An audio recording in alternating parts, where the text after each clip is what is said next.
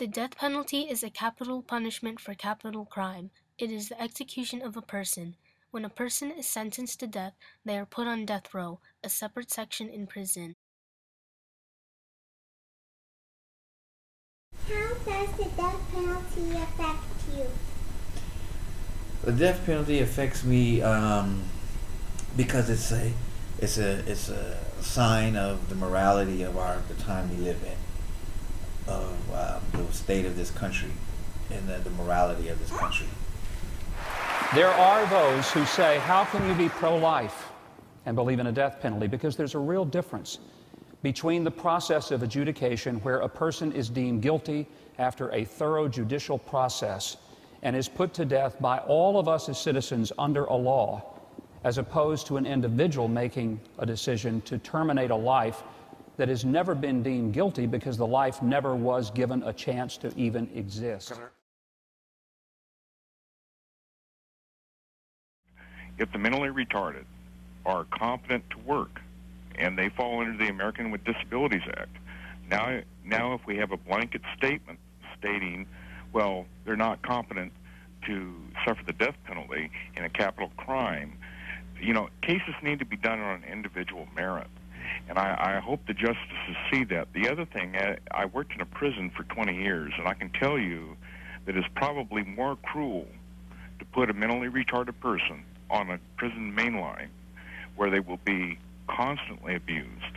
They will have the property stolen from them.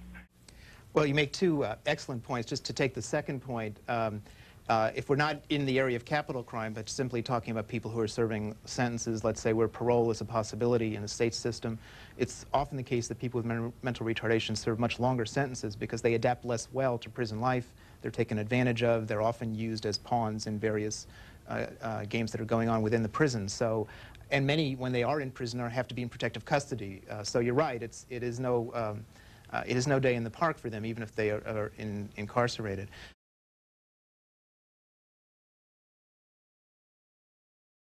I believe there is a place for a death penalty.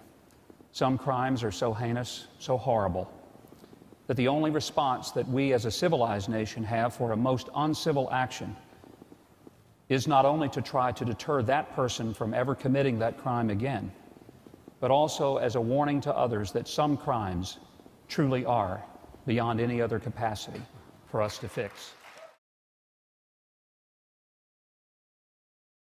I think that each crime or offense has to be judged on its own merits, and life imprisonment is an alternative, but there are some things that are extremely bad that require the ultimate price. I think if society generally recognized that being locked up for life without any possibility of parole is a pretty severe penalty too. When someone is executed, they are cut off from our society permanently. People might think that they're safer without these people roaming around our society, but is that really true? Jen Woodford, former prison warden of San Quentin, has carried out several executions before. She has put aside her beliefs on the death penalty to carry out the duties that come with her job. In this LA Times article, she states the death penalty serves no one. It doesn't serve the victim. It doesn't serve prevention. It's truly all about retribution. When Tim McVeigh was executed for the Oklahoma City bombings, the mother of one of his victims said that his execution was, quote, the completion of justice, end quote. That's right. Exactly. Why shouldn't someone like Tim McVeigh be executed? And that's a very, very understandable and permissible view. I think that there is a real measure of retribution even with that penalty.